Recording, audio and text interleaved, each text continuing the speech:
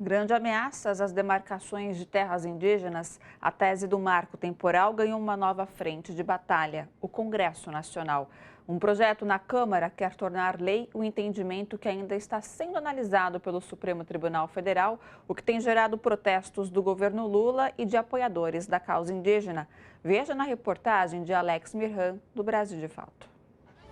Toda a mobilização feita durante o acampamento Terra Livre no final de abril e todas as iniciativas do governo Lula em prol da proteção dos direitos indígenas parecem ter ajudado a inflamar a base ruralista na Câmara dos Deputados. Com o apoio do presidente da Casa, Arthur Lira, a Frente Parlamentar da Agropecuária decidiu priorizar um projeto que torna a lei a tese do marco temporal. O teor é o mesmo da proposta que está sendo discutida em plenário no Supremo Tribunal Federal, cuja votação será retomada no dia 7 de junho. A estratégia de atropelar o julgamento do STF tentando impor uma nova lei é criticada por organizações que apoiam a causa indígena. O PL 490 tem uma situação jurídica que é bastante esdrúxula, do ponto de vista procedimental mesmo, porque eles querem dar uma interpretação para a Constituição Federal por meio de um PL e não por meio de uma emenda à Constituição. Então, partindo do pressuposto de que o marco temporal já existe, né? Mas se o Supremo Tribunal Federal fala que não existe, é para impedir o julgamento do Supremo, porque imaginamos nós que a avaliação deles é de que eles seriam derrotados no Supremo, mesmo com 10 ministros hoje, né, com a aposentadoria do Lewandowski. A pauta ruralista teria o efeito de validar as invasões e violências cometidas contra os indígenas antes da Constituição de 1988 e, na prática, impediria novas demarcações. À frente do recém-criado Ministério dos Povos Indígenas, Sônia Guajajara externou sua indignação com a trama. Durante a audiência na Comissão de Direitos Humanos do Senado, no último dia 10, a ministra também cobrou apoio e resistência caso a proposta avance na Câmara. Quantas teses jurídicas inconstitucionais o Supremo Tribunal Federal precisará rechaçar para que a sociedade brasileira entenda que o direito dos povos indígenas não começa em 1988, mas é um direito originário. Mas aproveito a ocasião para fazer também um apelo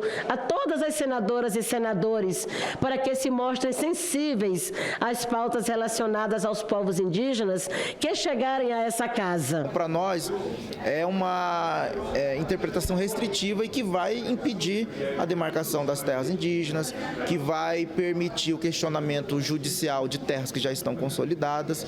Então, o Ministério dos Povos Indígenas está vendo isso com bastante preocupação.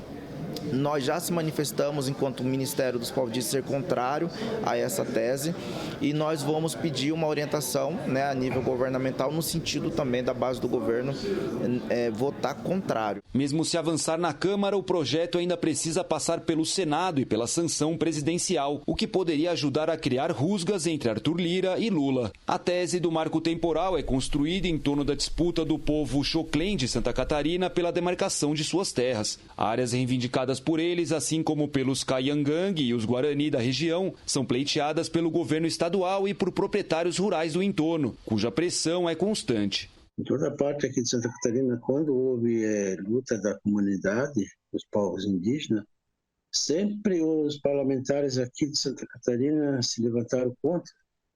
E não é diferente, a gente já sabe disso.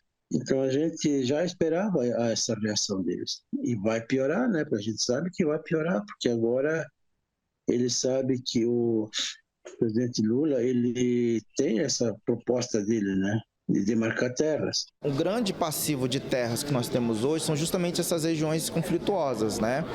Mato Grosso do Sul, sul da Bahia, sul do país, né? Então a gente está tendo todo um cuidado também de olhar para esses procedimentos e buscar formas jurídicas para a gente poder garantir com que esses processos tenham uma substância jurídica, né? Respeitando o direito adquirido, respeitando a segurança jurídica, o devido processo legal. Criar novas áreas produtivas e apaziguar os conflitos no campo são argumentos utilizados pelos parlamentares ruralistas e que são amplamente contestados pelos indígenas. Eles defendem que há uma tentativa de recontar a história, invertendo as responsabilidades e criando factoides. Quando foi descoberto o Brasil, o índio morava em 100% da terra. E hoje, o pouquinho que ele luta ainda para ganhar, eu não sei o que eles querem dizer que é muita terra. Tem muitos empresários aí, grandes produtores, tem muitas terras. Tem gente aí que tem para assentar muita gente.